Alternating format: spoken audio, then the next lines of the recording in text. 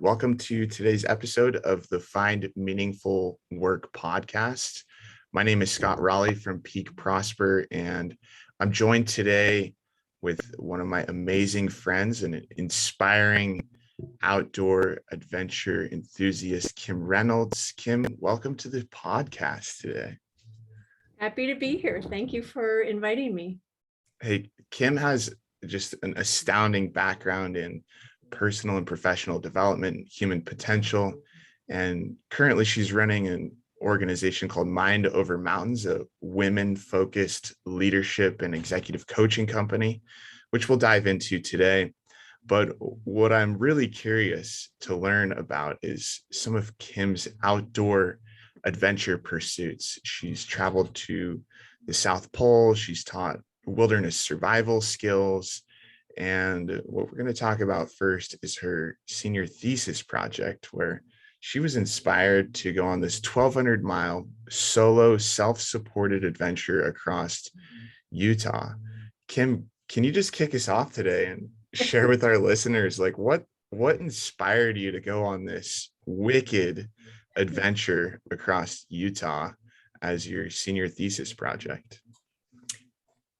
Good question. And it's fun to talk about this because it's been a while. So I appreciate you asking. I went to a small alternative college called Prescott College, and I studied natural history, geology, birds, plants, because I wanted to be an outdoor leader. And so I also studied outdoor leadership.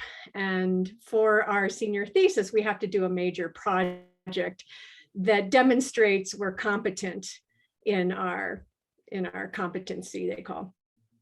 So I go big.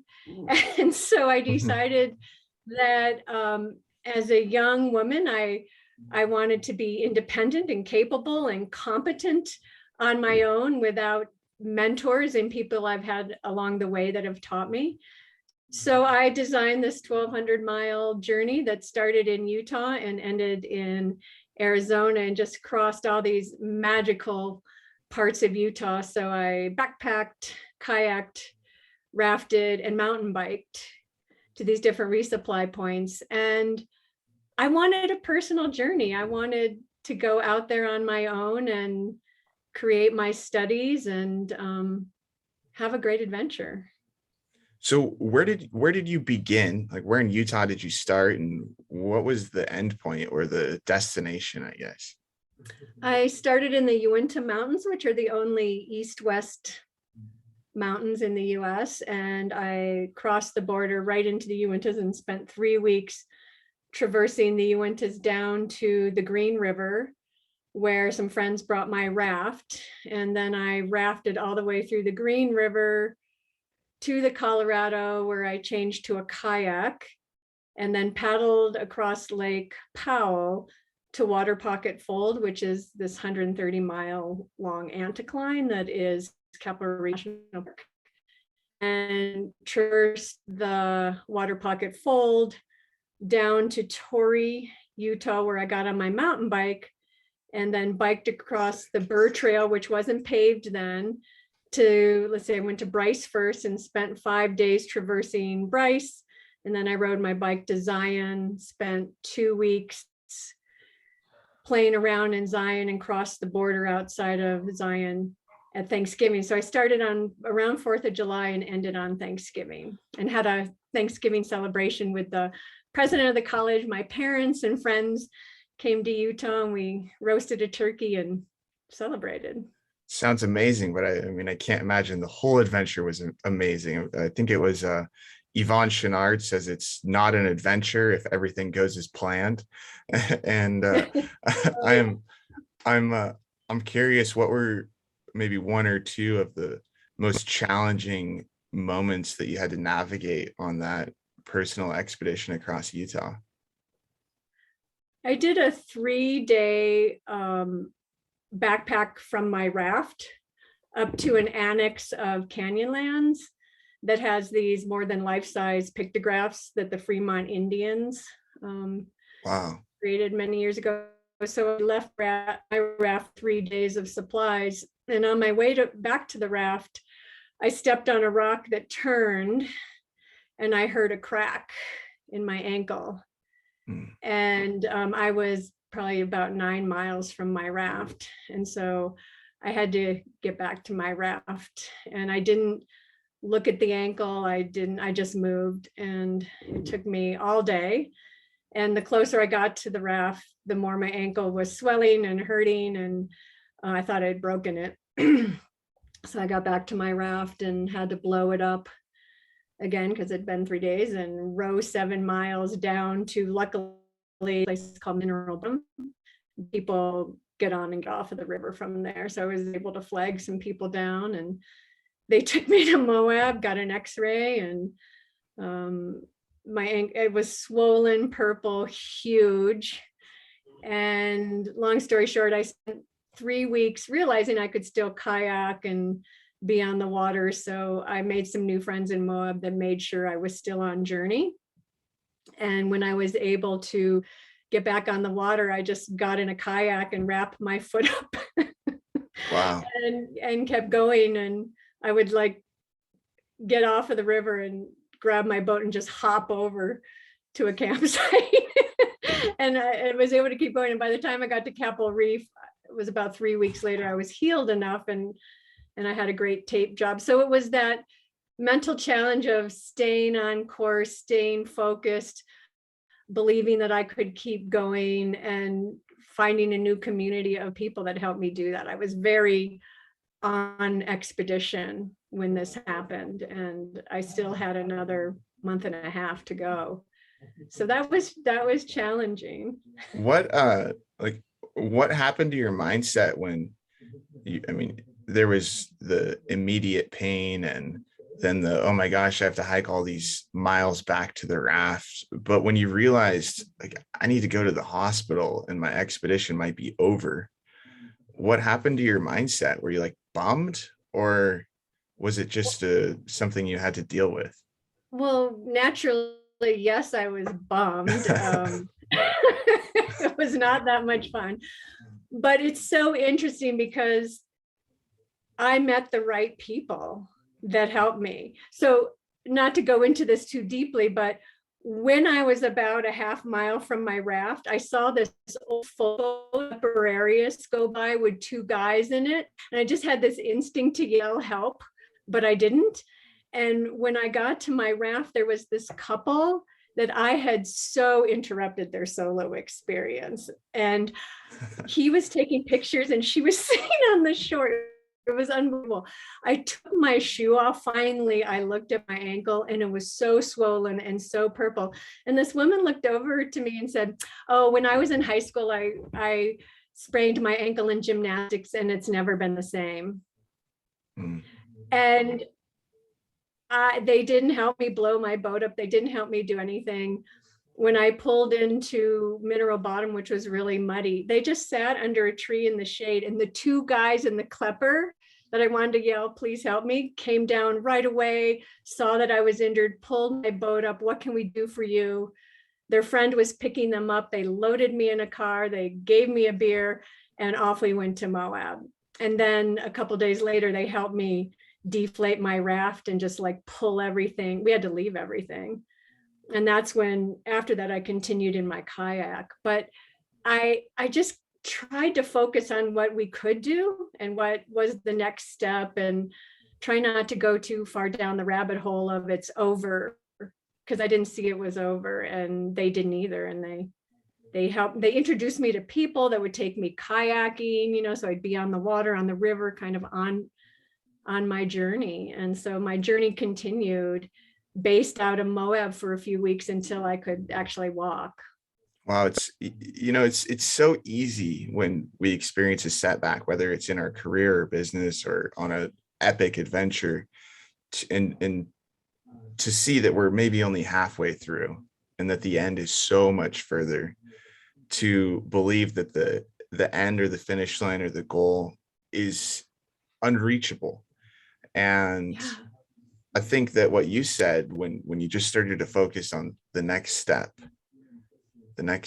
you healed, eventually you got back in the kayak and you continued on your adventure to the finish line.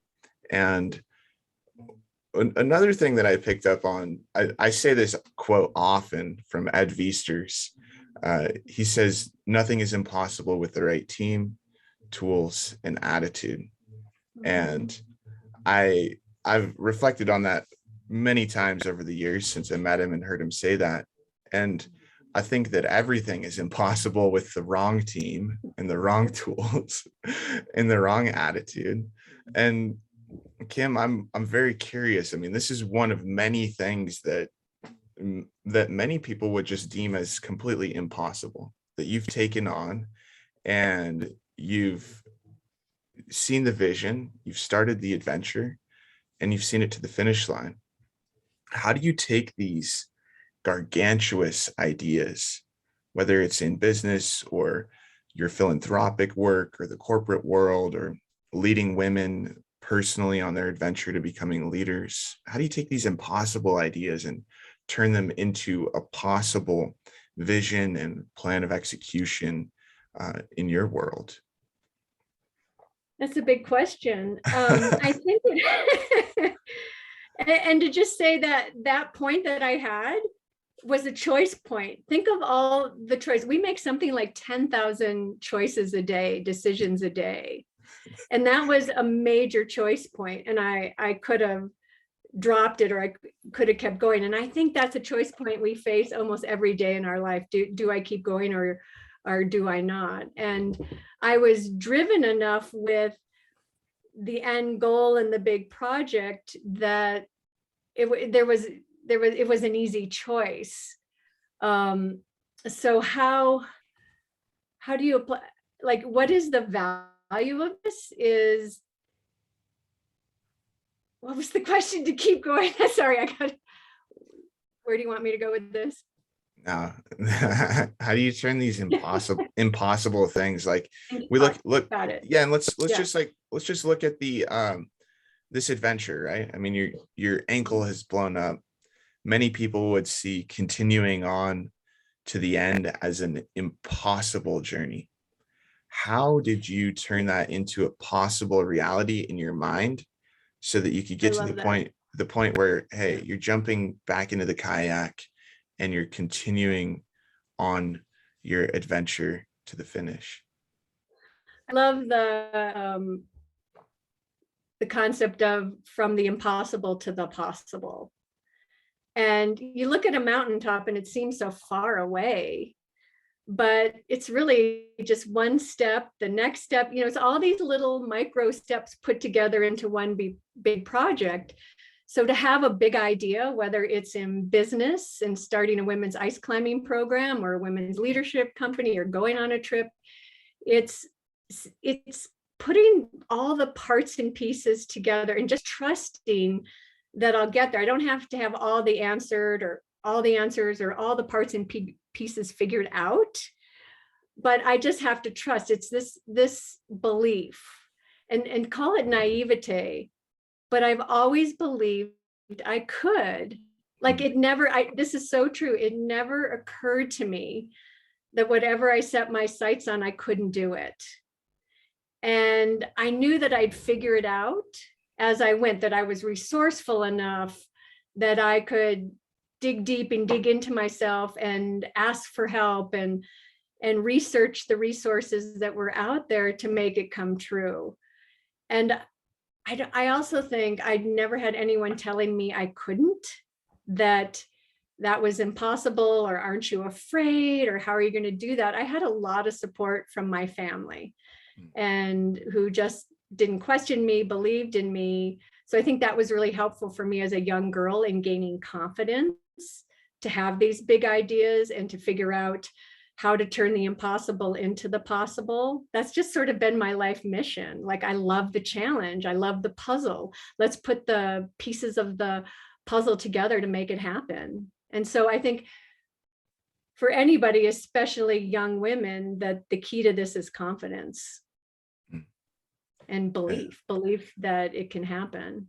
I mean, for men and women, I mean, confidence comes up all of the time in our program and with the men that we work with. And I think that so many people are lacking confidence because they don't have this history of small wins that have led to major milestones in their lives and their careers, or maybe they do, but they've hit a bit of a valley after a series of peaks that they've experienced. And uh, I, Yeah.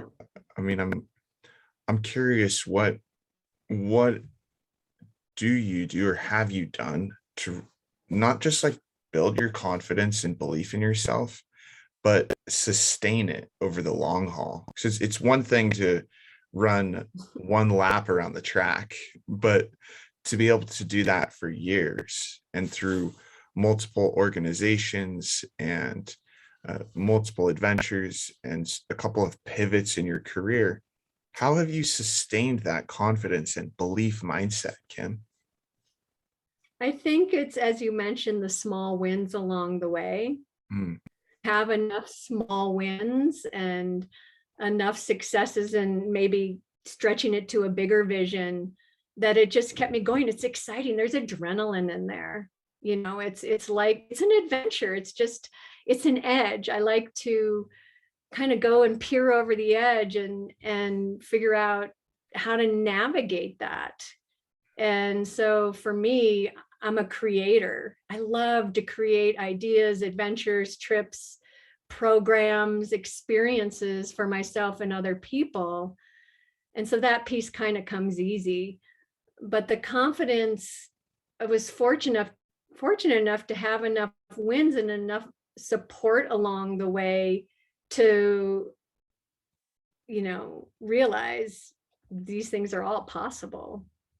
And so maybe I was stubborn. I don't know, but it it's just kind of kind of, like it's kind of like momentum, right? Like mass times yeah, velocity yes. equals momentum. And maybe your velocity doesn't change, but Mm, the mass of wins and the mass of people that are part of your community just amplifies over time. And so your momentum becomes more powerful and almost unstoppable, especially when you hit these crazy things. Like I know the swollen ankle when you're what, 22, 23 years old.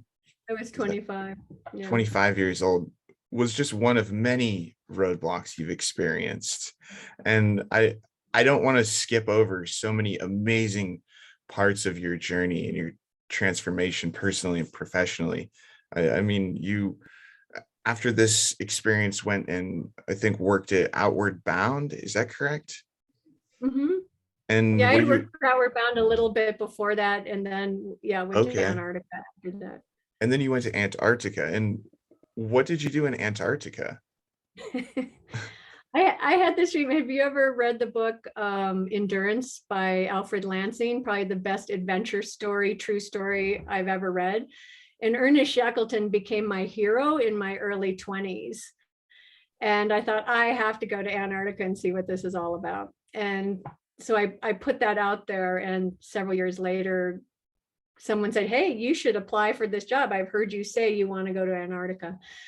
So I applied for the job, and I was a winter survival instructor. Basically, any of Wild. the scientists or military that have to go into the deep field had to go through our training to get kind of checked off to go, because when the shit hits the fan down there, it's quite serious. And every helicopter, every vehicle, every mode of transportation in Antarctica had the survival bag in it. So if an aircraft went down, they would have to know how to set up a shelter and start the stove, which 6 days after I arrived on the ice for my first season, a helicopter went down and 3 people died, and the 2 helicopter pilots survived. And one we had just, run through our training. And he said, oh my God, I got to see him afterwards.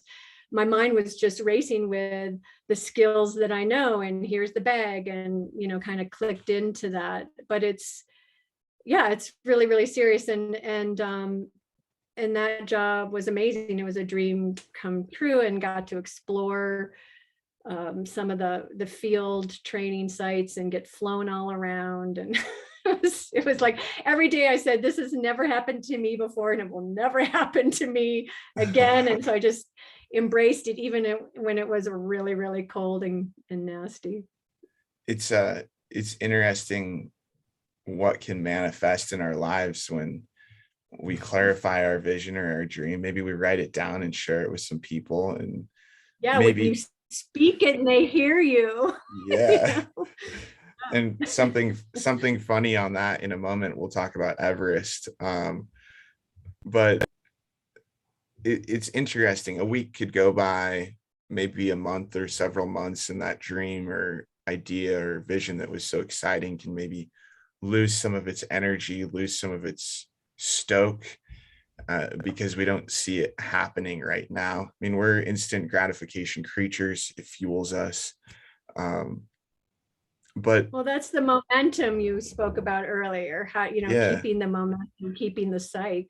yeah, and I'm big on 24-hour goals. I mean, somebody sets this big dream or objective, and it could be a multi-month or multi-year or even multi-decade project. But if we just focus on what can be done in the next 24 hours, what could you do in the next 24 hours to land that dream job in Antarctica?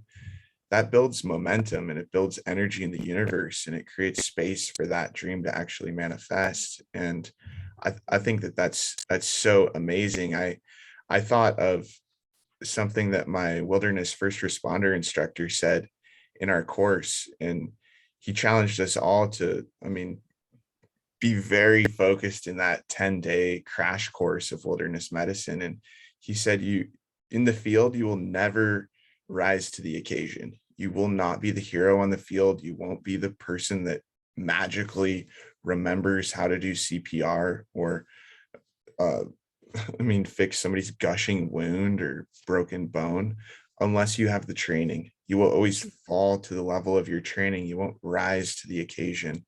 And I just thought of that when you talked about the helicopter that crashed after 5 days, and you kind of just went into instinctive mode and grabbed your bag and went out to help. And wild. Um, what, how do you follow your passions and pursue those with curiosity, even when you don't know with certainty that it's going exactly where you want it to? Say, like, for example, years ago you went on this 1,200-mile adventure, you read the book Endurance, you had this incredible passion for adventure, and you followed that passion, you followed your curiosities, and it eventually led you to this dream job in Antarctica. How on earth do you do that? I mean, so many people just are, I mean, I hate to say it, but hamsters on a wheel. They don't go on these journeys into the unknown because of the comfort that they have in the known. How do you do that on a daily basis, a weekly basis? Just step into this unknown world and try new things, not knowing with certainty where it's going to go. I honestly don't know anything different. So that's hard to answer, like why isn't that easy for other people? I can't answer that part. I just Yeah. understand for myself. I mean, my first goal I set was well, actually I was in fifth grade when we drove across the plains from Minnesota to the Colorado mountains to go on a ski vacation as a family. I was in grade school basically, and I looked at the mountains, and my family remembers this. I said, I am going to grow up, I'm going to live in a log cabin, I'm going to be a ski patroller, and I'm going to climb mountains. That's what I'm going to do. And it was really this process of getting through junior high and high school to get there. And when I was in high school, I worked at a Burger King and saved money to go on an Outward Bound course to take a Greyhound bus when I was 18, out there to do this on my own. And so it was just, I mean, that started the momentum, but I also have to feel very grateful in my life that I haven't had any major tragic events that stop that momentum. And I know as a coach, that's not true for everybody. So I know there's a bit of a blessed life here of having the parents that encourage me. My mom went and put me on that Greyhound bus to Oregon and just went, oh my God, what have I done? and but that support and that community and is really, really important in my journey. And I do not take that for granted. And for whatever reason, from fifth grade on, of having that purpose inside me of, here's what I want to do, here's what I want to pursue. The last night of my Outward Bound course, when I was a student, I'm laying under the stars and I look up and I say, this is what I'm going to do. I'm going to be an Outward Bound instructor. This is a cool job. And then 3 years later, I was working for them. I don't know. I think I just really believe that whatever it is that strikes me at the moment that I'm passionate about and interested in, I pursue. And I think obstacles along the way are really important teachers, whatever those obstacles are. I've had plenty of things that haven't been successful. We're not talking about those today as much, but those obstacles are my teachers. And the more obstacles really in our life, and the more we persevere and, you know, are resilient and move beyond those and don't let those stop us, stronger our will gets to continue, you know. Yeah. Growth happens in a state of discomfort. At least that's pretty much always been the case for me. I mean, maybe I'm consistently making comfortable micro strides that don't feel that uncomfortable, but when I'm really stretched, whether physically or mentally through some challenge, that's where I really begin to experience some catalytic growth, I guess we could call it. It's what's builds character. Yeah. What's builds our character, right? Kim, I'd love to take another leap in our conversation here, because I think it's so serendipitous that you're working with one of my good friends and longtime clients, Logan Tyler, out of Ouray, Colorado. Just the serendipity is unreal, which is going to unfold here in a few minutes. Logan has started this adventure company called Base Camp Ouray. They do Via Ferrata adventures, rock and ice guiding, and he's about my age, in his early 30s. And years ago, you started this company out of Ouray, Colorado called Chicks with Picks. And it was a women's focused ice climbing company. And I'm so curious, how did you come up with the idea? What inspired your vision of Chicks with Picks all those years ago? I started ice climbing in 1982, and there were maybe 4 or 5 women I knew of who ice climbed.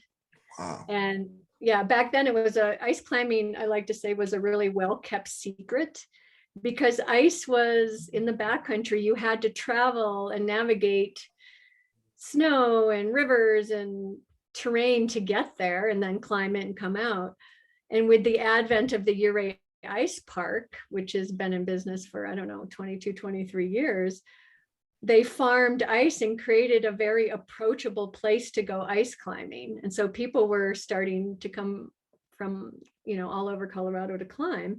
And I just noticed that not many women were out there, period. And the women that were out there were depending on their male partners to set up anchors or to lead climb. So I'm like, wow, there is an opportunity here to empower women to learn the skills of ice climbing so they can be more self-reliant and self-sufficient. So I got together the best guides I could think of, and including the infamous Kitty Calhoun, and, you know, put it out to the world that we're going to run this first clinic with 18 people. And we put it out there through the magazines and internet and such, and filled up the first clinic with 18 women. And then every year added on a clinic and went out to the East Coast and just became a force, like a force of nature in a way, of with gathering females, with really competent females, and learning from them that if she can do it, I can do it. And to watch women overcome their fears and gain these skills and walk away feeling profoundly changed in some way. Every time. That's so incredible. And I think that there's been a major transformation, especially in adventure sport over the last decade, Mhm. going from these highly male dominated sports to being more balanced, we could say. And Kidding. I also believe that there's a false belief that these men are so macho and masculine, and they don't have the fears and lack of belief and low confidence that some women battle with. And You just don't so admit it. they just don't admit it. Yeah, I mean, I I have not spoken to a single member of Peak Prosper or a single person who's interested in Peak Prosper that doesn't honestly and openly talk about their self-doubt and their personal fears and their internal battles that they experience as a man. And I think that it is so amazing that you created this organization, Chicks with Pigs, and used adventure as a catalyst for human transformation.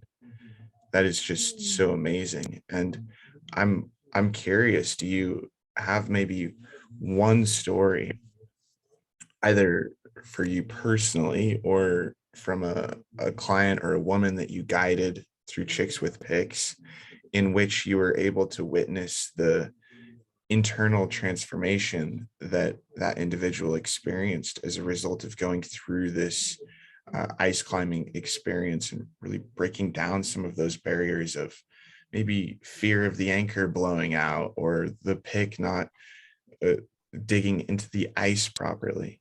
Do you have some kind of a story where someone came to you and said, Kim, this changed my entire life, really opened my eyes to what's possible?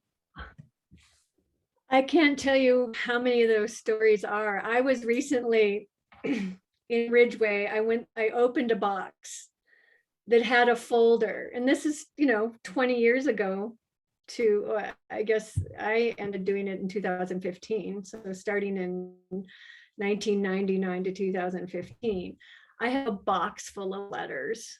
I started opening them for the first time in those years and reading people's experiences. So there's so many people went on to become nurses overseas and give back. A big piece of Chicks with Pigs was giving back.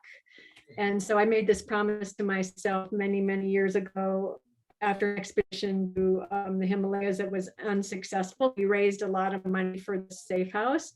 I made this promise to myself that whatever I did from then out, I would give back in some way, whether it's through coaching or I started this nonprofit.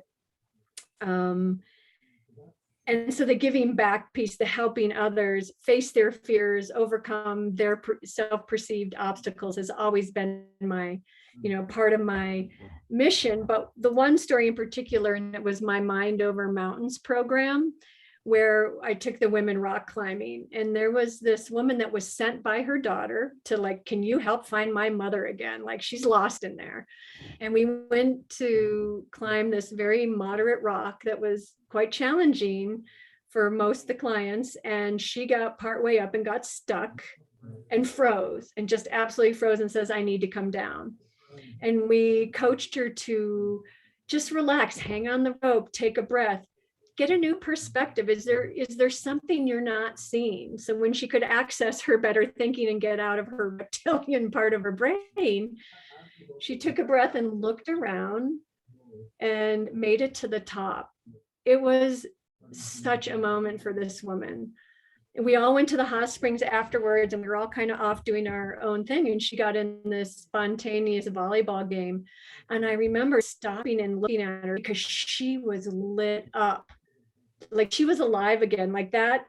Whoever was missing in there had found her confidence climbing, and there she was playing and being playful. And she left looking like a different woman. And we coached for years. She came back with her family on another retreat, and this woman walked in the room. I was like, who is that? Really, she's my favorite story because her life was truly transformed, and we're still in touch today, and it's many years later. And so everyone, I feel like everyone who has come through one of these programs, whether it's Chicks with Pigs or Mind Over Mountains, is changed in some way. Like my goal is to I want to see you shine. I want to see you light up with that spirit that's inside of you that believes you can. And that's sort of my little piece of how I want to, it's what I want to bring out in people, to shine and be confident and be themselves and be authentic. It's beautiful, Kim. And it's, it's so amazing what can happen for us and for our human spirit when we learn to really trust the process and trust the people and the professionals around us as our guides and mentors, and just take the next step, as we talked about in the beginning of our conversation. And I mean, you built Chicks with Pigs up to this very large organization, and you ended up selling it, right? And I'm curious why, or what inspired you to make this transformation from entrepreneurship, a successful adventure guiding company, really creating that chapter of your dream, to selling Chicks with Pigs and adventuring into the corporate world. What inspired that journey of all things? And I just am so curious, because 90+% of the people that we speak with at Peak Prosper are looking to make the transformation the other direction. How do I leave the corporate job, or how do I leave the paycheck to the journey of entrepreneurship? What inspired that change for you? Quite honestly, I got tired of the climbing conversation. Oh, I'm like, tired of okay. sending it. And it was like I was looking for my new edge,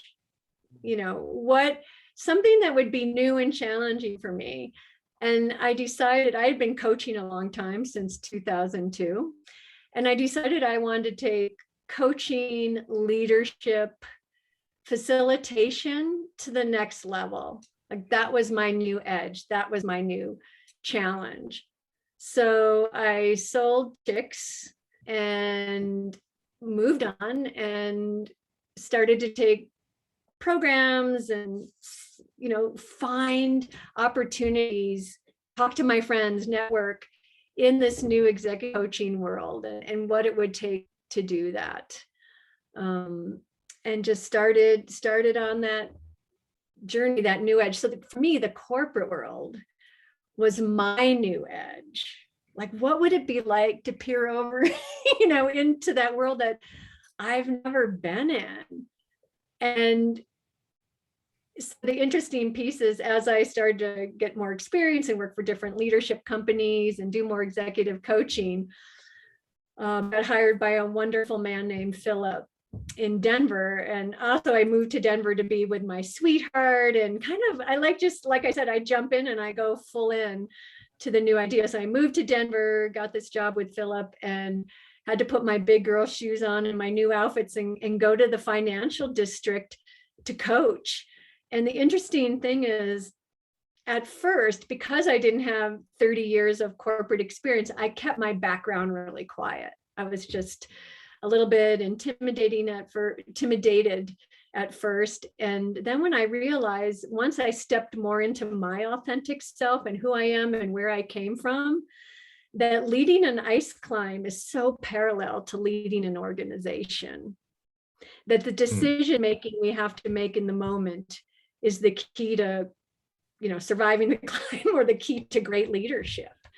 And the more I spoke about my background and what I learned and the metaphors and parallels to this new world that I was in, the more I brought to my clients and the more curious they were.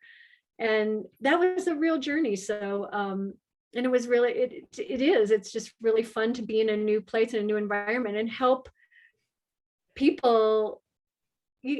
Coaching, self-actualization, leadership, self-development happens in all the worlds we live in, but to converge my skills into the corporate world was just fun and new and exciting and edgy. It was really edgy for me. And so that was my new adventure.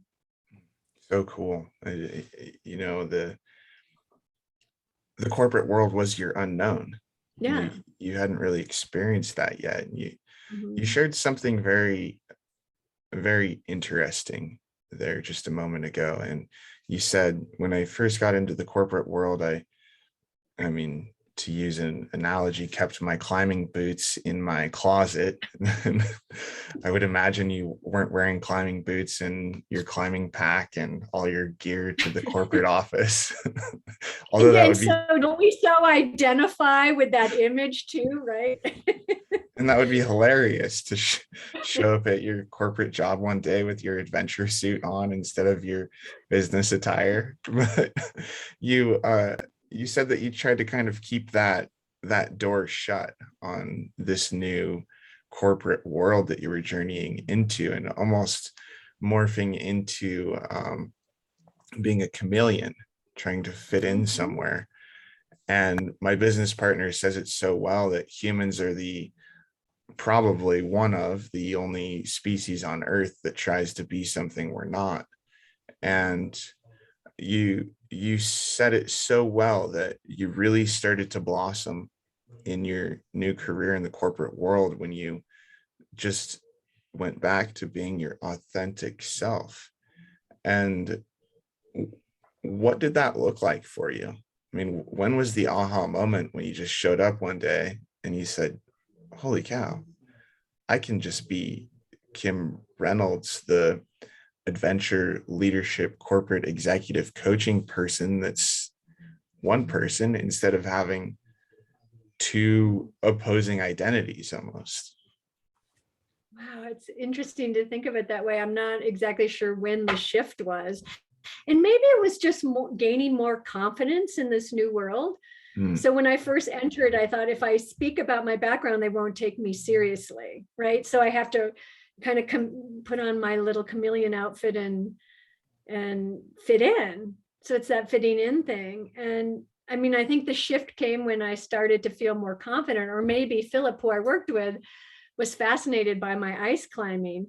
And I started to facilitate some workshops with him. And I remember for one of them, he asked me for a picture of me ice climbing.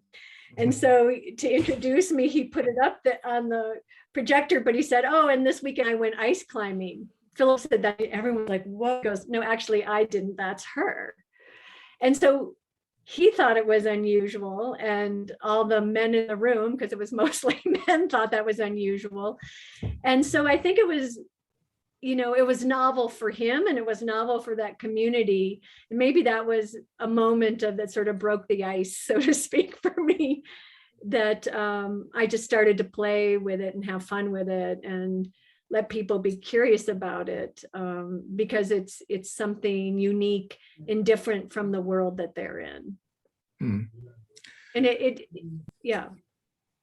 Kim, I've picked up on something here through our conversation. I mean, you've created the life of your dreams by intention and design, and Mhm. really investing the time to get quiet and find clarity, and really playing to your strengths and your passions and following your curiosities. Mhm. And I mean, you've created an inspiring life to so many, to myself, to Logan, to the thousands of women that you've impacted. uh, how have you really tuned into your strengths and your passions and doubled down on those to create this amazing life? And I ask that because so many people think, I have to do it myself. I have to figure out how to turn my weaknesses into strengths. My weaknesses are something to be ashamed of, rather than really going inward and discovering who you are, which sounds like the path that you've taken.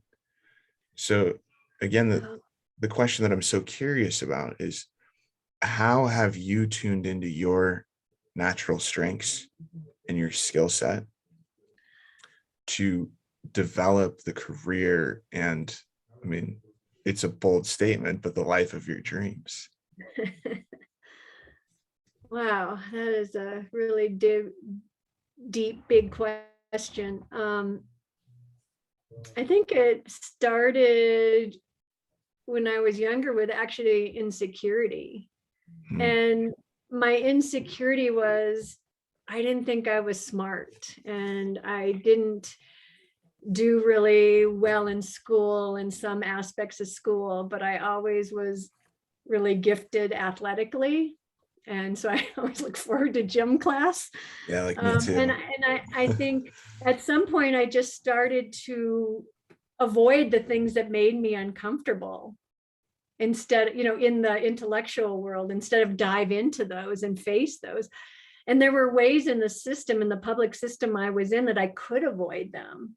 I don't think that's right, but so I just avoided what was uncomfortable academically and started to really pursue sports and the physical aspects. I, took that Outward Bound course and realized that I had a knack for climbing and outdoor things. And so I think I just pointed myself in a direction where I was comfortable, and I was playing to my strengths. And and I just never really dealt with my weaknesses in a way that maybe I could have, or my parents didn't push me. I think sometimes people are sort of pointed towards something they're good at. You're a teacher or mentor or parent will say, "Oh, but you're so good at math." And then you kind of keep getting steered in that direction, and you want to be good at something. So maybe you go the math direction, but it doesn't give you energy. It doesn't make you strong. It doesn't make you happy. And then inadvertently you become an accountant because everyone's told you you're so good with numbers all these years, but it's not what in your core is what you love to do. So I think that's really a classic scenario where we're looking to be good. We're looking to answer the question of what am I going to be when I grow up? And it doesn't give a child or a person an opportunity to say, but what do I love to do that I'm still good at, but I really love to do it. And sometimes I don't think our world is structured in the way that supports, that. Hmm. And I had this vision when I was really little of what I wanted to do. And I just kept figuring out how to get there. And it's rare, I know, that Marcus Buckingham, who I love his standout assessment that puts your top two strength roles together. And Yeah. those top two roles is your creative edge in the world. It's that piece that makes you unique and stand apart from anybody else. And I'm not sure we're really geared towards that in our world. And he would say that after all his research, only 17% of the people out there in the workaday world are doing what they love and what makes them strong and what gives them energy. A lot of us are doing what we don't love to do. And so I always feel so blessed and grateful that I intuitively made the choice to design my life and just figured I'd figure it out along the way and I could do that. I want to talk about Buckingham's work here in a second, but you said some very enlightening things there that I don't want to discount, because our, at least the social system and the educational system in the US that I've experienced, I can't speak for everyone that might be listening, but in my experience, we're we're told what to do and how to do it, and that we need to find a safe and secure job, and that we need to almost follow some predefined script for ourselves rather than chasing our dreams and what energizes us. I heard you say multiple times, I followed what was energizing me, what was making me happy, and the things that didn't feel right, I just didn't do them. And I myself have fallen victim to trying to battle through doing things that just don't feel fulfilling and don't feel right. And I ultimately end up doing a crappy job when I probably could have just given it to somebody else that knew what the heck they were doing. And I could have doubled down on what I love doing. the end product would have been much more beautiful. And the reason that I guess I highlight a couple of the things that you said there and openly admit to my own inefficiencies, I guess we could say, is because of Buckingham's work. And I've done the Strengths Finder assessment. It's absolutely an incredible tool that we put all of our clients through, and I've I've read it in fair detail, but I think I'm missing some blind spots, and we might need to have another conversation to help me, I guess, have a second party opinion of Scott's strength assessment. Kim, you are I think certified in Buckingham's Strengths Finder methodology. Is that correct? Not quite. He's got Okay. two. He's got two strength Okay. finders.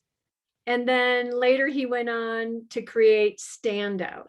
Standout. And Yeah, so can you standout, share with us the difference between the two? yeah. Strength finders identifies your top 5 strengths. It's great. Standout identifies your top 2 strengths in combination with each other. Mm-hmm.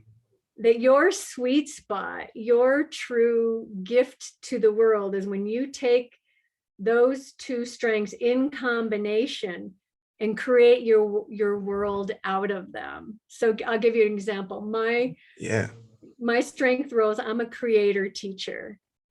So I have this gift to see around the corner at the programs that don't exist, like Chicks with Picks or my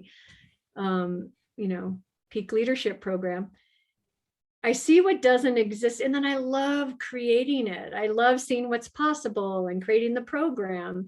And then I love to teach it. I love to be out there, helping people to shine and find that authentic self in whatever avenue. So that is my competitive edge in the world. And it's it gives me so much energy. I can create all day.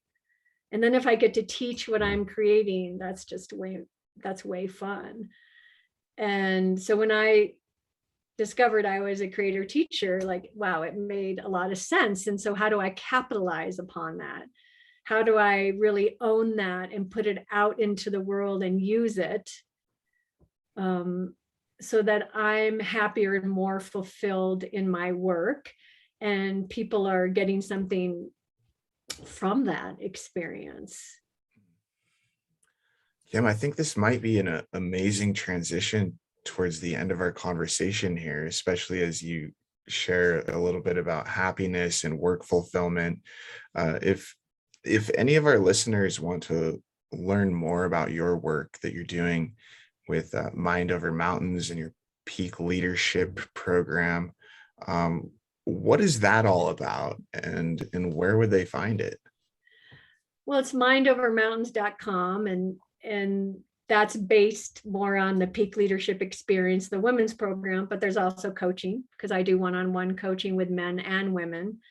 So people can find me, Kim, at mindovermountains.com, and happy to, talk more about that. So yeah, that's how people can find me. 2 last questions for you. One is, if you were to give your past self some insight, maybe a past self from 20 years ago, about your journey to where you are today, what are 1 or 2 pieces of insight you would share with your past self?